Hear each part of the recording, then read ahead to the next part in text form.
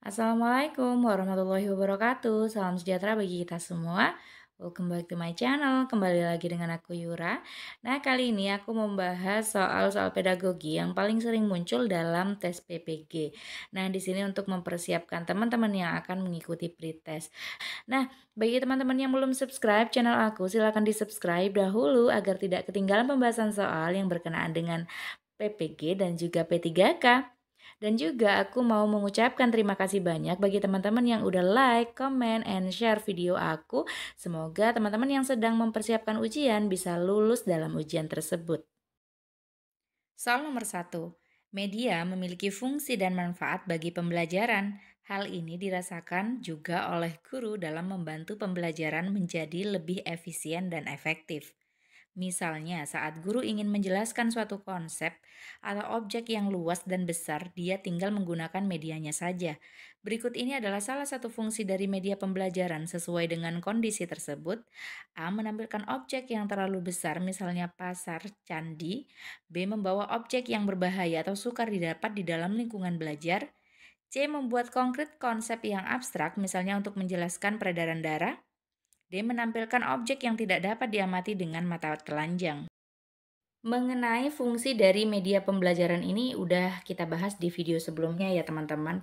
Nah, kemarin yang udah aku bahas adalah ilustrasi untuk yang membuat konkret konsep yang abstrak. Nah, contohnya itu adalah menjelaskan peredaran darah. Peredaran darah ini kan kita tidak bisa menyaksikan langsung seperti itu. Jadi di sini masih abstrak, ada di dalam tubuh, tidak bisa dilihat dengan mata telanjang dan lain sebagainya.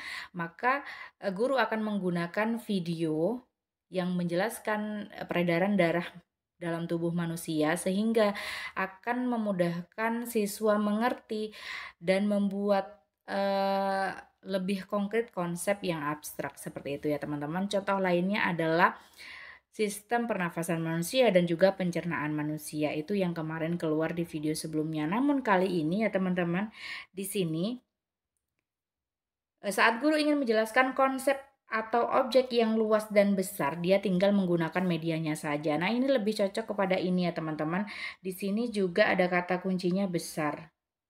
Nah, jadi jawabannya adalah opsi yang A. Jadi misalnya kalau guru ingin menjelaskan suatu candi ya teman-teman seperti itu biasanya pembelajaran IPS, maka tidak perlu membawa candi ke dalam kelas itu kan juga tidak mungkin ya teman-teman karena objeknya terlalu besar.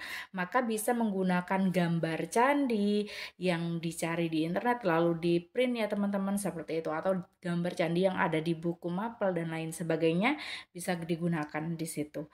Nah, untuk yang opsi yang B, membawa objek yang berbahaya atau sukar didapat di dalam lingkungan belajar, kemarin contohnya adalah misalnya alat-alat berat atau kendaraan berat ya teman-teman seperti itu. Itu kan tidak mungkin untuk dibawa ke sekolah bahkan ke dalam kelas dan juga berbahaya seperti itu. Jadi mungkin bisa menggunakan gambar, video dan lain sebagainya. Lalu untuk opsi yang D menampilkan objek yang tidak dapat diamati dengan mata telanjang contohnya itu menggunakan alat-alat praktik IPA seperti mikroskop, lalu juga teleskop untuk melihat bintang. Pokoknya alat-alat ya teman-teman seperti itu, seperti halnya kaca pembesar juga.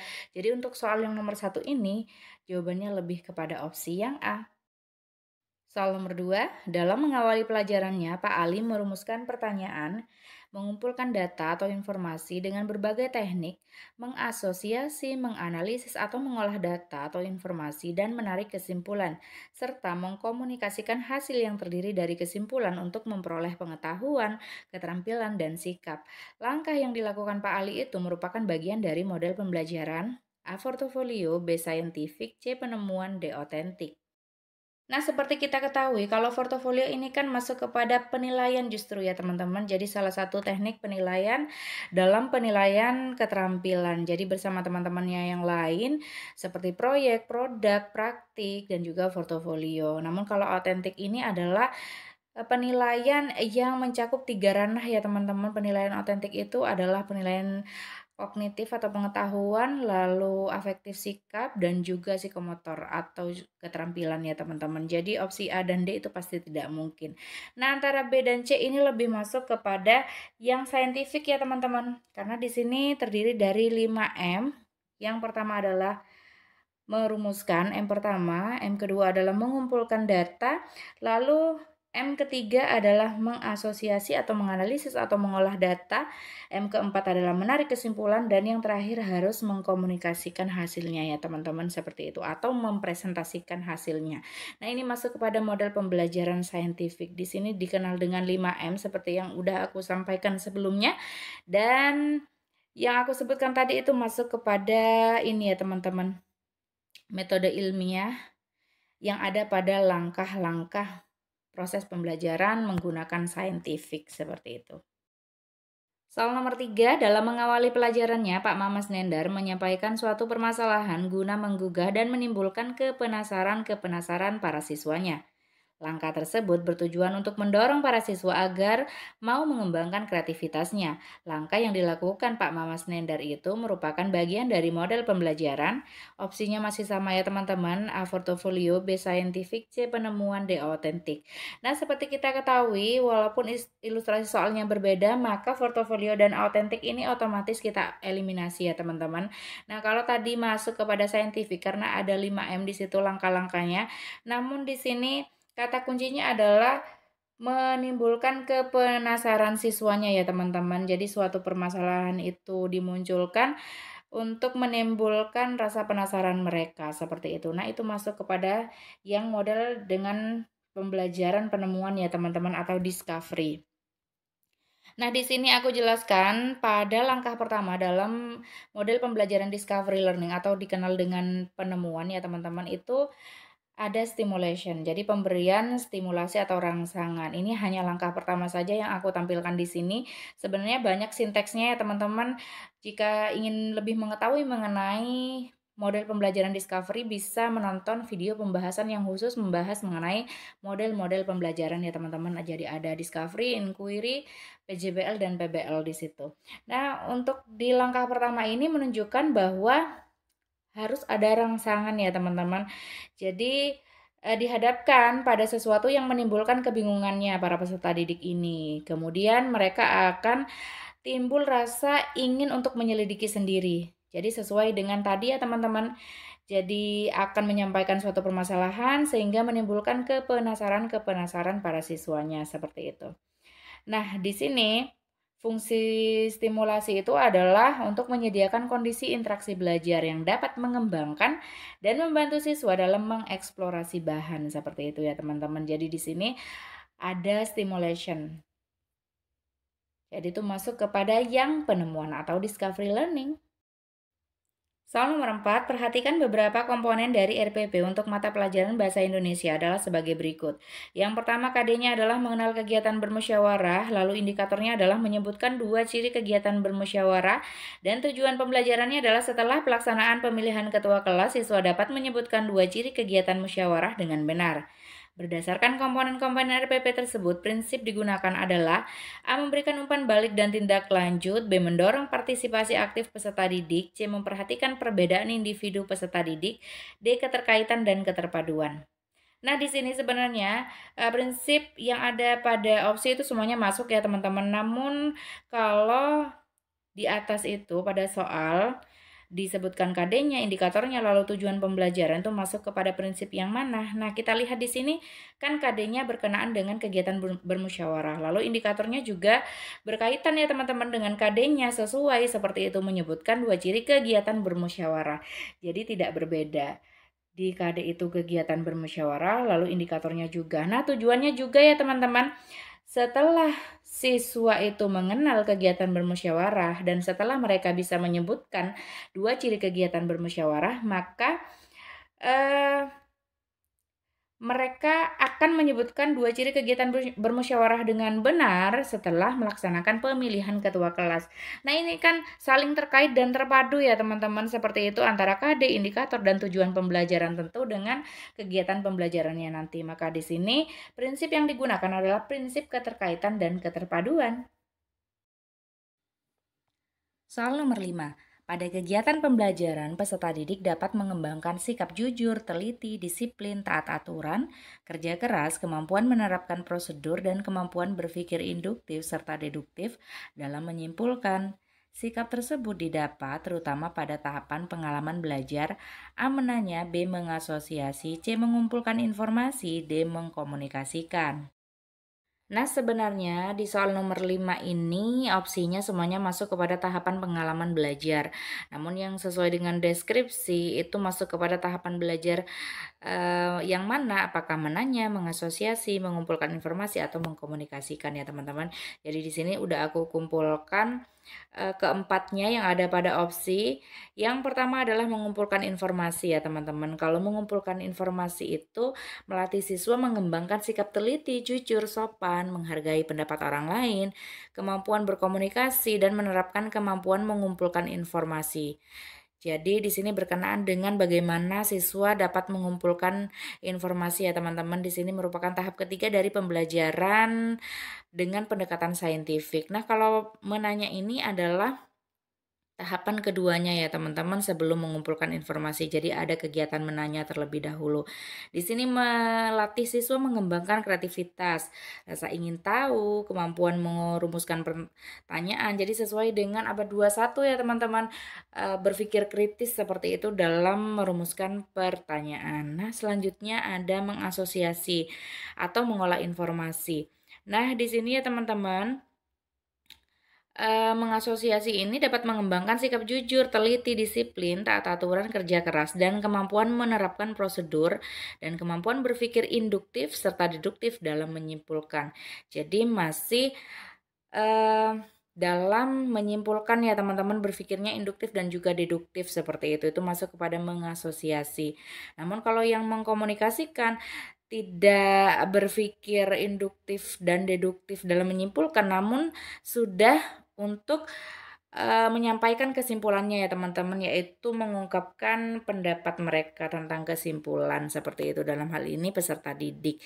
Jadi kemampuan untuk mengungkapkan pendapat dengan singkat dan jelas dan mengembangkan kemampuan berbahasa yang baik dan benar. Jadi berkenaan dengan kegiatan mengkomunikasikan kesimpulan atau pendapat seperti itu. Nah, yang sesuai dengan deskripsi soal itu yang mengasosiasi ya teman-teman. Jadi di sini ada berpikir induktif serta deduktif dalam menyimpulkan. Jadi jawaban untuk soal nomor 5 ini adalah mengasosiasi teman-teman. Soal nomor 6, dalam memilih dan mengembangkan materi pembelajaran, Ibu Marni Nugroho Alfaido selalu menyeleksi materi pembelajaran yang telah teruji kebenarannya, tidak ketinggalan zaman dan memberikan kontribusi untuk pemahaman ke depan. Kriteria penyeleksian dan pemilihan materi pembelajaran tersebut memenuhi kriteria A. Sahih, B. Kebermanfaatan, C. Layak dipelajari, D. Menarik minat. Nah, yang ditanyakan adalah kriteria penyeleksian dan pemilihan materi pembelajaran. Nah, kalau yang ada di opsi itu sebenarnya semuanya masuk ya teman-teman. Jadi sahih masuk, kebermanfaatan masuk, layak dipelajari, dan juga menarik minat. Namun yang sesuai dengan apa yang dideskripsikan di soal itu yang mana? Nah, di sini kata kuncinya. Jadi materinya itu telah teruji kebenarannya, lalu tidak ketinggalan zaman dan memberikan kontribusi untuk pemahaman ke depan. Itu kata kuncinya ya teman-teman. Nah, di sini udah aku rangkumkan. Jadi untuk yang valid atau juga sahih ya teman-teman, kata lainnya. Jadi sesuai dengan apa yang ada di soal tadi deskripsinya. Jadi materi yang dituangkan dalam pembelajaran ini harus benar-benar telah teruji kebenaran dan kesahihannya. Nah, dalam hal ini juga tidak ketinggalan zaman dan memberikan kontribusi untuk pemahaman ke depan. Jadi jawaban yang tadi itu sebenarnya adalah sahih ya teman-teman. Lalu kita lihat terlebih dahulu yang tingkat kepentingan atau signifikansinya. Jadi dalam memilih materi itu perlu pertimbangkan pertanyaan berikut. Jadi ada 3 di situ, bagaimana intensitas tingkat kepentingan materi tersebut sehingga harus dipelajari, apakah penting materi tersebut diajarkan pada siswa, dan di mana letak kepentingan materi tersebut dan mengapa penting. Jadi terlalu banyak kata penting di situ ya teman-teman, maka itu masuk kepada yang tingkat kepentingan seperti itu kriteria dalam memilih materi. Dengan demikian, materi yang dipilih untuk diajarkan tentunya memang benar-benar diperlukan oleh siswa. Jadi benar-benar diperlukan di sini benar-benar benar-benar penting. Nah, selanjutnya ada kebermanfaatan. Ini juga ada di opsi tadi. Maksudnya, bermanfaat dapat memberikan dasar-dasar pengetahuan dan keterampilan dan dapat mengembangkan kecakapan hidup atau life skill ya teman-teman, dan sikap yang dibutuhkan dalam kehidupan sehari-hari. Itu maksudnya adalah bermanfaat atau utility. Lanjut adalah layak dipelajari. Jadi memang materinya ini memungkinkan untuk dipelajari. Jadi dikatakan layak seperti itu ya teman-teman, tidak terlalu mudah, tidak terlalu sulit juga. Jadi intinya layak seperti itu. Lalu juga menarik minat, interest di situ. Jadi mampu menumbuh kembangkan rasa ingin tahu. Jadi sehingga siswa bisa berminat untuk mempelajari materi tersebut sehingga memunculkan dorongan dari peserta didik untuk mengembangkan sendiri kemampuan mereka. Itu masuk kepada yang menarik minat. Jadi jawaban untuk soal nomor 6 ini adalah sahih ya teman-teman, sama dengan valid tadi karena teruji kebenarannya, tidak ketinggalan zaman dan juga memberikan kontribusi untuk pemahaman ke depan.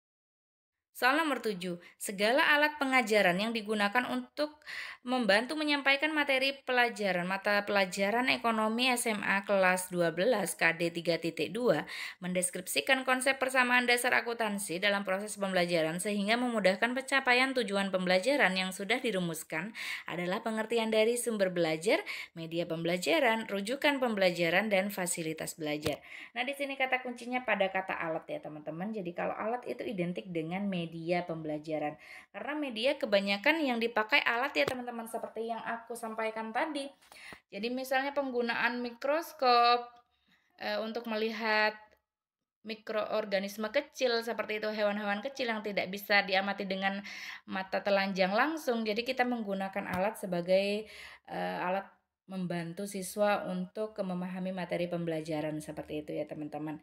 Nah, di sini jadi segala sesuatu yang digunakan untuk membantu dalam menyampaikan materi atau informasi dalam proses pembelajaran dengan tujuan untuk mempermudah proses penyampaian informasi agar efektif dan efisien disebut dengan media pembelajaran seperti itu ya teman-teman. Jadi jawabannya adalah opsi yang B. Soal nomor 8 berikut ini merupakan ketentuan dalam merumuskan indikator. A. Indikator dirumuskan atau diturunkan dari KD. B. Menggunakan kata kerja operasional atau disingkat dengan KKO yang terukur. C. Dirumuskan dalam kalimat yang sederhana, jelas, dan mudah dipahami serta tidak bermakna ganda. D. Minimal harus berada pada level C4. Tiap indikator harus mengandung 3 ranah sekaligus, yaitu kognitif, afektif, dan psikomotor. Yang bukan ketentuan dalam perumusan indikator adalah, nah kita lihat ya teman-teman, jadi di sini kalau yang A, indikator dirumuskan atau diturunkan dari KD itu betul ya teman-teman. Seperti yang udah aku sampaikan tadi di soal sebelumnya ada keterkaitan dan keterpaduan. Jadi dari KD dulu, indikator, lalu tujuan pembelajaran. Jadi benar seharusnya yang A di sini. Mungkin di sini karena di opsinya menjadi angka 1, 2, 3, 4, 5. Jadi huruf di sini menjadi angka ya teman-teman. Nah, jadi yang pertama ini seharusnya betul karena yang diminta adalah yang bukan. Berarti yang ada angka 1 kita eliminasi ya teman-teman. Lalu kita lihat opsi yang B menggunakan kata kerja operasional atau KKO yang terukur. Tentu ya teman-teman, seperti yang sudah sering aku tampilkan di sini untuk KKO kognitif. Jadi dari C1 sampai C6 ada masing-masing kata kerja operasionalnya ya teman-teman. Jadi kita harus menggunakan kata kerja tersebut yang bisa diukur dan dinilai nantinya. Jadi tidak dibayangkan seperti itu. Misalnya siswa dapat membayangkan, nah itu kan sulit untuk diukur dan juga dinilai. Jadi menggunakan KKO yang dapat diukur. Misalnya menjelaskan, menyebutkan, lalu juga menganalisis. Nah ini mudah untuk dinilai. Jadi yang ada angka 2-nya itu kita coret ya teman-teman, karena angka 2 itu masuk.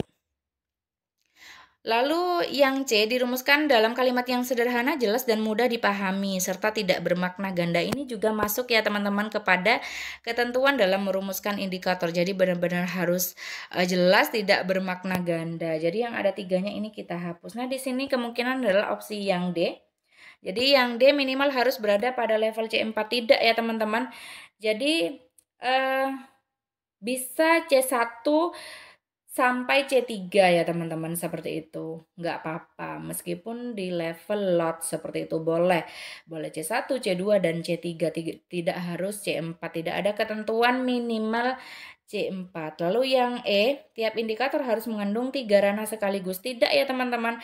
Jadi satu ranah saja seperti itu. Jadi misalnya indikator untuk yang pengetahuan saja. Jadi tidak dikumpulkan 3 ranah di situ. Jadi misalnya menggunakan C1 saja seperti itu. Soal nomor 9, setiap guru pasti akan menghadapi permasalahan dalam proses belajar mengajar di kelas. Untuk itu, setiap guru dituntut mampu melakukan pemecahan masalah yang terjadi.